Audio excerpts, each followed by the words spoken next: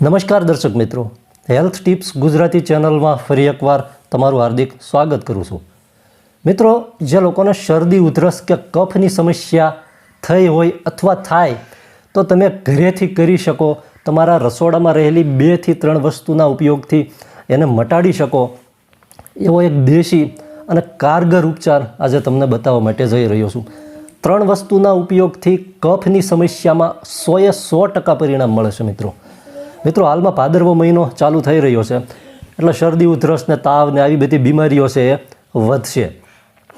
એટલે ખાસ તો પહેલાં શરદી ઉધરસ થવાની પૂરેપૂરી શક્યતા છે મોટાભાગના લોકોમાં. અને જેમની ઇમ્યુનિટી ઓછી હોય અથવા વાયુ પ્રકૃતિનું શરીર હોય તો ઇમ્યુનિટી છે એ ઓછી હોય તો આવા લોકોને આ વસ્તુ થવાની પૂરી શક્યતા છે કે કફ થઈ જાય અથવા શરદી થઈ જાય. હવે મિત્રો, આજે 3 વસ્તુ છે. 3 વસ્તુના ઉપયોગથી તમે શરદી ઉધરસને ઘરેથી ખૂબ આસાનીથી મટાડી શકો. આ તમે જુઓ છો એ છે કાળા મરી. કાળા મરી આપણા રસોડામાં, બધાના રસોડામાં ખૂબ જ આસાનીથી મળી જાય. બીજું આ છે મધ, મિત્રો, દેશી મધ. અને ત્રીજું છે હળદર. આ 3 વસ્તુનો એક એવો દેશી અને કારગર ઉપચાર છે કે ગમે તેવો કફ હોય એ મટાડી શકે છે. તો સૌપ્રથમ તમારે આ કાળા મરીના 8 થી 10 જેટલા દાણા લેવાના અને એને ભૂકો કરી નાખવાનો ખાંડીને. તમારી પાસે જે વસ્તુ હોય એનાથી એનો ભૂકો અથવા પાવડર જેવું, કરકરા પાવડર જેવું કરવાનું. હાવ ઝીણું કરવાની જરૂર નથી મિત્રો. આ રીતે બરાબર કરકરો ભૂકો કરી નાખવાનો કાળા મરીનો. કાળા મરી ખૂબ જ ઇફેક્ટિવ છે કફની સમસ્યામાં. એટલે કાળા મરીનો આ રીતે ભૂકો, મિત્રો, આ જુઓ કરકરો ભૂકો થઈ ગયો છે. હવે આની અંદર હળદર અને મધનો કઈ રીતે ઉપયોગ કરવાનો છે તમે ખાસ ધ્યાનથી જુઓ. આ છે હળદર મિત્રો. આની અંદર 1 ચમચી હળદર નાખવાની છે. મિત્રો, કફ છૂટો ન પડતો હોય અથવા ઉધરસ ખાંસી આવતી હોય, કફવાળી ખાંસી, એની માટે તો આ અક્ષીર અને રામબાણ છે. અને ખાસ આ મહિનામાં આવા કેસો છે એ વધારે જોવા મળે તો ઘરે તમે આ પ્રથમ સ્ટેપનો ઉપચાર કરી શકો. અને એવો ઉપચાર છે કે જેનાથી 100% પરિણામ મળી શકે છે. 1 ચમચી આપણે અહીંયા હળદર નાખવાની અને પછી આમાં મધ નાખવાનું છે, દેશી મધ. મધ છે એ જેટલી તમે હળદર નાખી 1 ચમચી, તો મધ અહીંયા 2 ચમચી નાખવાનું છે.